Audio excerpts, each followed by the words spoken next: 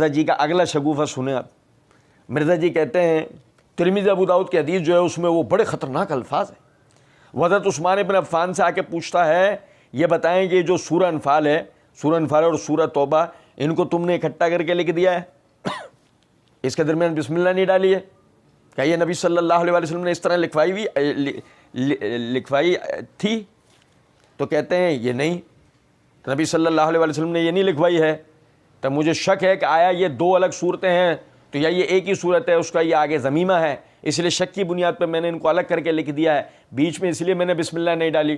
یہ ترمذی میں ابو داؤد میں موجود ہے, روایت مشکات میں پہلی جلد میں فضائل قرآن والے چیپٹر میں مل جائے گی. شیخ البانی بھی صحیح کہتے ہیں, شیخ زبیر صاحب بھی صحیح کہتے ہیں. ترمذی ابو داؤد کی حدیث جو ہے اس میں تو بڑے خطرناک الفاظ ہیں. وہ حضرت عثمان ابن عفان سے آگے کوئی پوچھتا ہے کہ یہ بتائیے کہ یہ جو سورہ انفال ہے, سورۃ الانفال اور سورہ توبہ, ان کو تم نے اکٹھا کر کے لکھ دیا, اس کے درمیان بسم اللہ بھی نہیں ڈالی ہے, کیا یہ نبی صلی اللہ علیہ وسلم نے اس طرح لکھوائی تھی؟ تو کہتے ہیں نہیں, یہ نبی صلی اللہ علیہ وسلم نے نہیں لکھوائی ہے. تو مجھے شک ہے کہ یا تو یہ دو الگ صورتیں ہیں, تو یا یہ ایک ہی صورت ہے, اس کا یہ آگے ضمیم ہے. اس لیے شک کی بنیاد پہ میں نے ان کو الگ کر کے لکھ دیا بیچ میں, اس لیے میں نے بسم اللہ نہیں ڈالی. یہ ترمذی میں ابو داؤد میں موجود ہے, یہ روایت مشکات میں پہلی جلد میں فضائل قرآن والے چیپٹر میں مل جائے گی. شیخ البانی بھی صحیح کہتے ہیں, شیخ زبیر صاحب بھی صحیح کہتے ہیں. کرو مسئلہ حل. بات سنیے گا توجہ سے. سب سے پہلی چیز تو یہ, مرزا جی ہمارے سامنے بیٹھے تو ہم کہتے ہیں ادھر ہماری طرف تو دیکھو, تسلی کے ساتھ دیکھ کر بتاؤ, تسلی کے ساتھ. تحریف کے معنی کیا ہوتے ہیں؟ تحریف کے معنی کیا ہوتے ہیں؟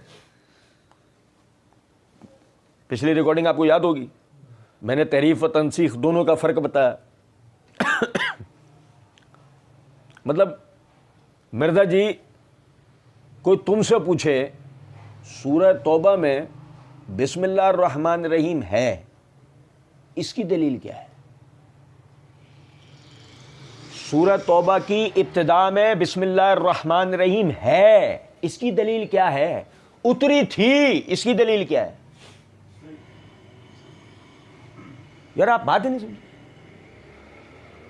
وہ جو اس نے آنے والے نے کہا بڑے بدتمیزی سے مرزا جی نے, جیسے کہ مرزا جی کا ابو کا ذکر چل رہا ہو تو مرزا جی نے فوراً کہہ دیا کہ جی وہ اس میں بڑے خطرناک الفاظ ہیں. حضرت عثمان بن عفان نے آگے پوچھتا ہے, وہ حضرت عثمان بن عفان سے آ کے پوچھتا ہے, یہ بتائیں کہ جو وہ آ کے پوچھتا ہے, یہ وہ آ کے پوچھتا ہے, یہ کس کی طرف مرزا جی نے کہا؟ عبداللہ بن عمر رضی اللہ تعالیٰ عنہ. یہ بھی ہم پڑھیں گے حدیث, بلکہ میں آپ کو حدیث پہلے پڑھ کے سنا دیتا ہوں, رکیے گا ذرا. یہ میرے ہاتھ میں سنن ابی داؤد ہے, جلد نمبر 1 کا صفحہ نمبر 405 ہے, کتاب الصلاۃ ہے. امام بخاری رحمۃ اللہ علیہ نے باب قائم کیا, امام ابو داؤد رحمۃ اللہ علیہ نے باب قائم کیا, باب من جہر بہا, اس کے تحت حدیث نمبر 777 ہے. وہ کہتے ہیں سمیت ابن عباس, ہاں عبداللہ بن عمر رضی اللہ عنہ نے عبداللہ بن عباس رضی اللہ عنہ. یزید الفارسی کہتے ہیں سمیت ابن عباس, میں نے ابن عباس سے سنا, قال قلت لعثمان بن عفان ما حملکم علی ان امدتم الی برات وہی من المئتین والی الانفال وہی من المثانی. میں نے سیدنا عثمان سے کہا کہ یہ آپ نے سورہ برات جو کہ مفصل کی صورتوں میں سے تھی اور سورہ انفال جو پھر اس کے بعد کی صورتوں میں سے تھی, تو آپ نے ان کے درمیان میں بسم اللہ کو کیوں نہیں لکھا ہے؟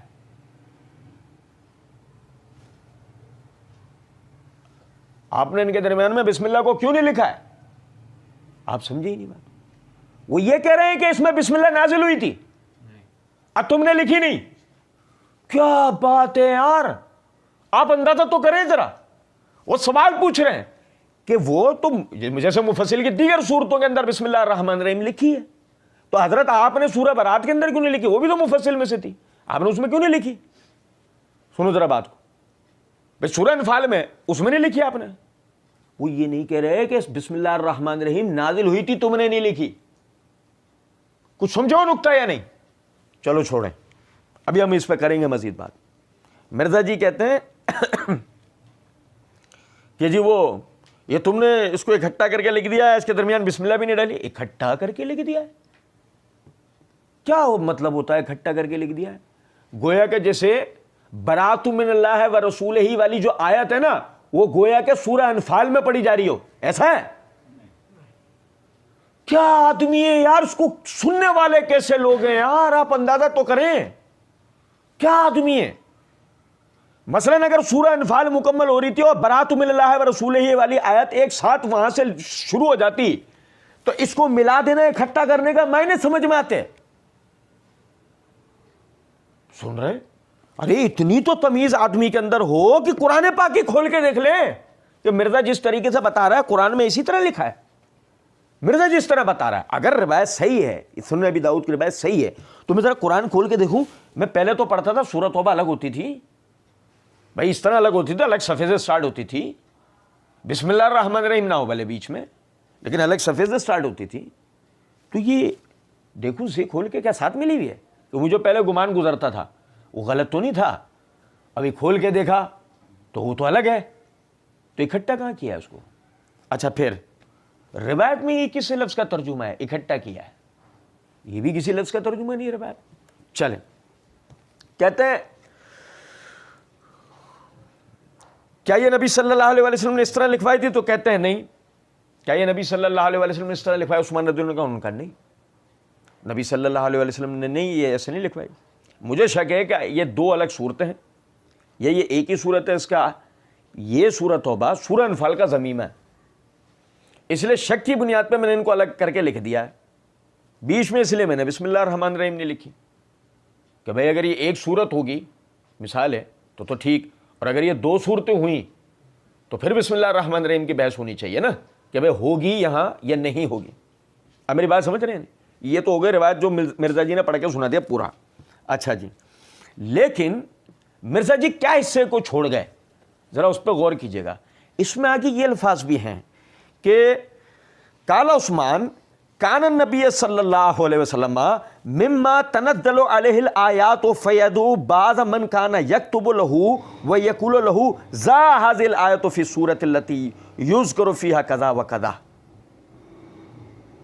جب بھی نبی صلی اللہ علیہ وسلم پر کوئی صورت یا آیات اترا کرتی تھیں, آپ صلی اللہ علیہ وسلم ہمیں بلواتے اور ہمیں کہتے کہ یہ جو آیات ہیں فلاں فلاں صورت میں فلاں فلاں مقام پر لکھ لو.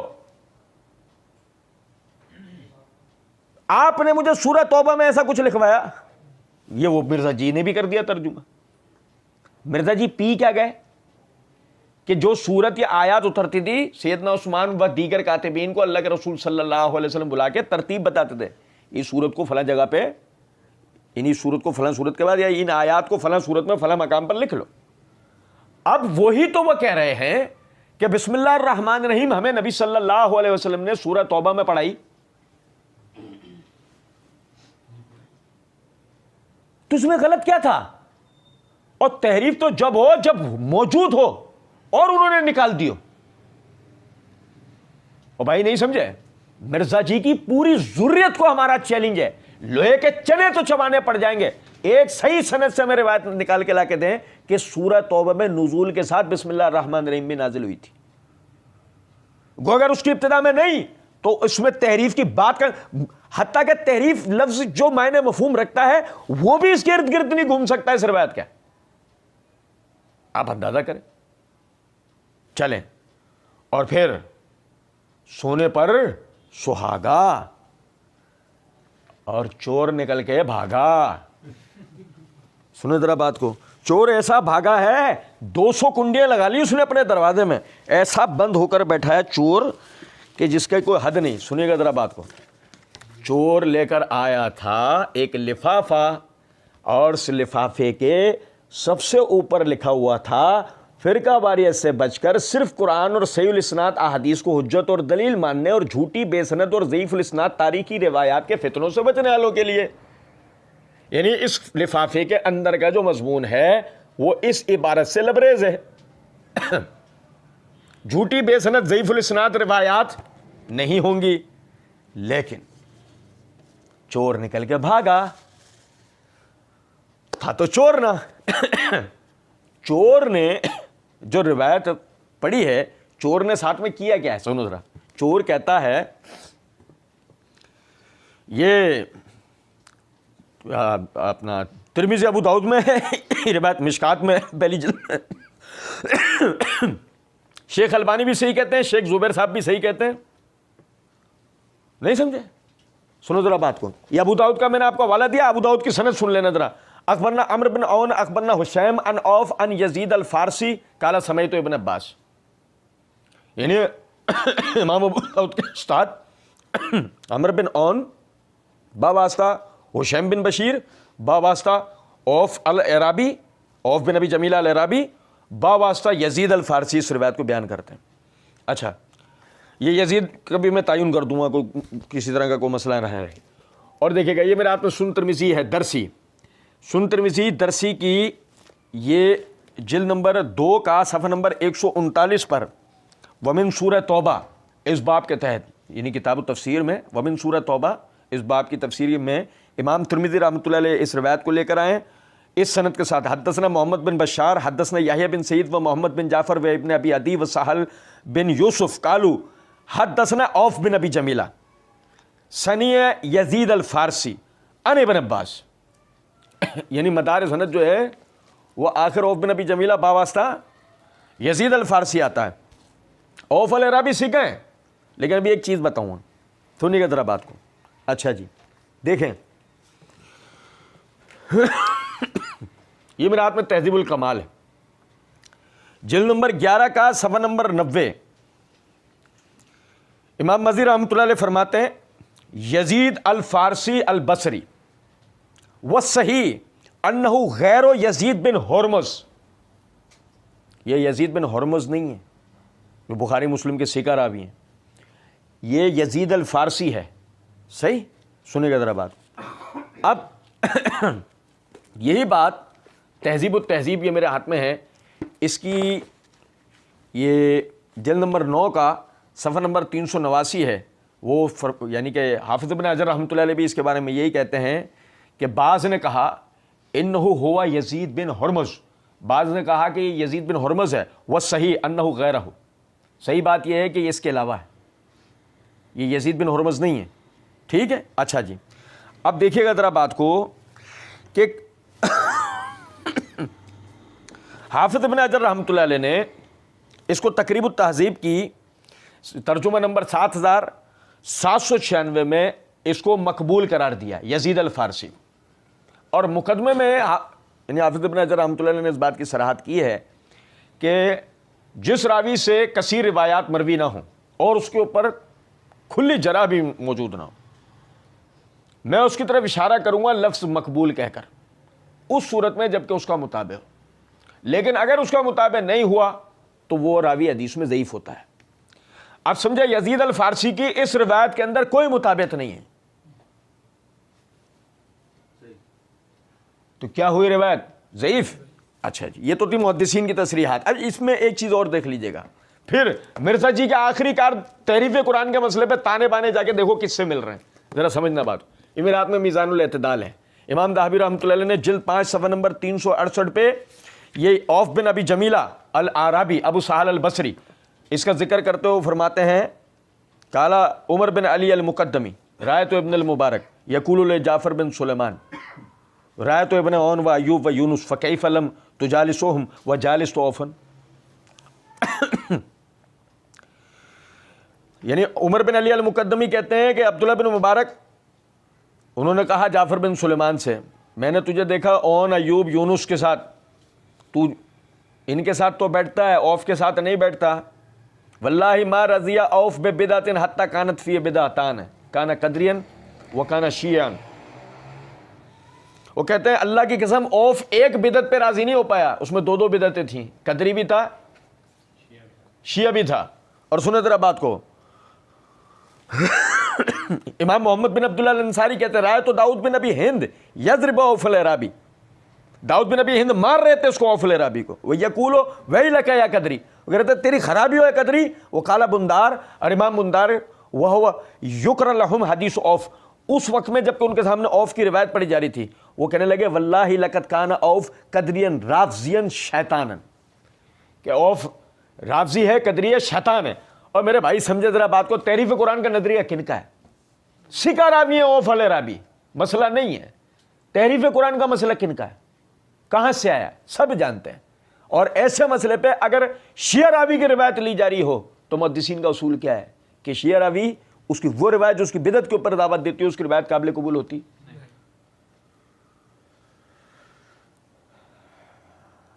کہاں سے لائیں روایت؟ اہل سنت سے. کہاں سے لائیں؟ کچھ سمجھے ہیں بات کو یا نہیں؟ لیکن چلو یہاں تک بھی معاف, یہاں تک بھی مرزا جی کو معاف, بلکہ ہم جوڑ لیتے ہیں مرزا جی کے آگے اتحاد. معاف کر دو, ہمیں معاف کر دو, ٹائم نکال کے شرم کر لو کسی دن.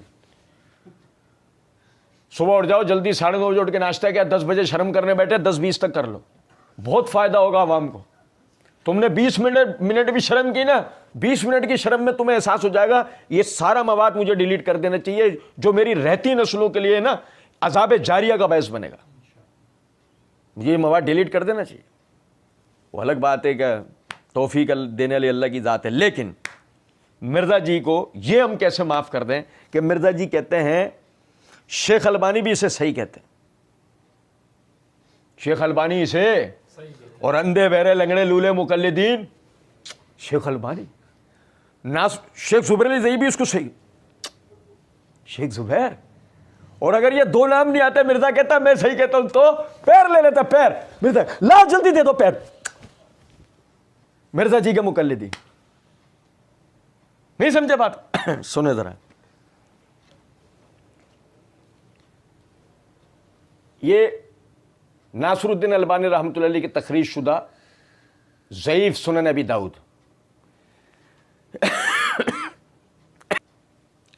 یہ اس کے باب من جہر بہا, یہ باب دیکھ لیجئے, اس میں یہ حدیث نمبر ہے 306. ناصر الدین البانی رحمۃ اللہ علیہ کی تخریج میں یہ روایت ہے 306. وعن ابن عباس قال قلت لعثمان بن عفان ما حملکم ان امدتم الی برات وهي من المعین والی, یعنی پوری روایت. ناصر الدین البانی کہتے ہیں وسندہ ضعیف, سند فیہ راو ضعیف, اس میں راوی ضعیف موجود ہے. وفی الحدیث نکارۃ, متن میں نکارت ہے, سند ضعیف ہے, متن میں نکارت ہے. 2 طرفہ روایت کے وہ ضعیف ہونا بیان کر رہے ہیں, اور یہ ان کے نام سے کیا کہہ رہا ہے؟ کیا دجال اور کذاب آدمی ہے یار, آپ اندازہ. اور آپ یقین کریں شیخ زبیر رحمۃ اللہ علیہ کی تخریج شدہ مشکات اس وقت ہمارے ہاتھ میں نہیں ہے, میں پوری بصیرت کے ساتھ یہ بات کہتا ہوں, شیخ زبیر نے بھی اس روایت کو ضعیف قرار دیا ہوگا, اصولی طور پہ روایت ضعیف ہے.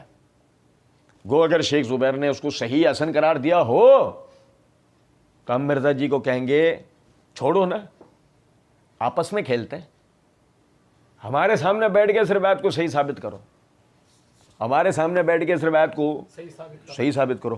اور چلو تم سے دی اینڈ کر دیتے ہیں. کیا کرتے ہیں تم سے؟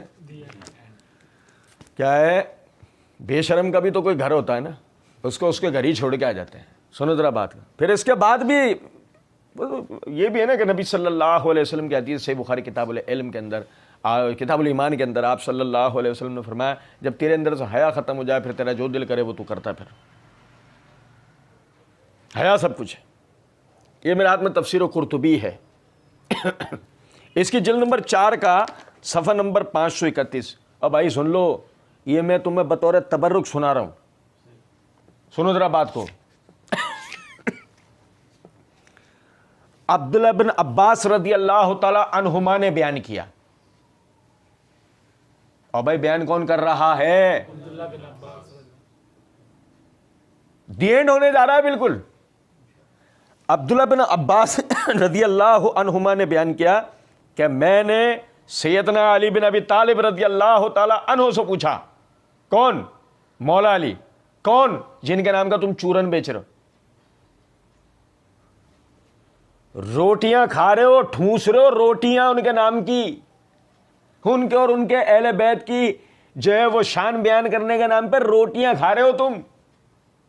نہیں سمجھے؟ سیدنا علی بن ابی طالب رضی اللہ تعالیٰ عنہ سے میں نے پوچھا سورہ برات میں بسم اللہ الرحمن الرحیم کیوں نہیں لکھی گئی؟ تو انہوں نے فرمایا کیونکہ بسم اللہ الرحمن الرحیم امان ہے, اور سورہ برات تلوار کے ساتھ نازل ہوئی ہے, اس میں امان نہیں ہے. اب سیدنا علی کہہ رہے ہیں اس میں بسم اللہ الرحمن الرحیم نہیں ہے, تو لکھنے نہ لکھنے کا سوال کیا پیدا ہوتا ہے؟ کچھ بات آ رہی ہے سمجھ میں یا نہیں؟ آپ مکاری دیکھیں کہ روایت سورہ برات کے مسئلے پہ آپ عثمان رضی اللہ عنہ کی روایت کی طرف چلے گئے, یہاں وہ جو اہل بیت کے گھرانے سے علم آ رہا ہے وہ کہاں چلی گئی باتیں, کہ علم کہاں سے آ رہا ہے, اہل بیت کے گھرانے سے, وہ کہاں چلی گئی وہ ساری باتیں, یہاں نہیں لیا آپ نے سیدنا علی والی روایت نہیں لے لی, ایک بات ہے. اب پھر سیدنا عثمان کے حوالے سے روایت پڑھی ضعیف, اور پھر اس پہ سونے پہ سہاگا روایت کے اندر آپ پورے الفاظ نہیں پڑھے, پھر اس پر مزید آپ نے ہماری جان پہ احسان کیا کہ ناصر الدین البانی کے نام سے جھوٹ بول دیا.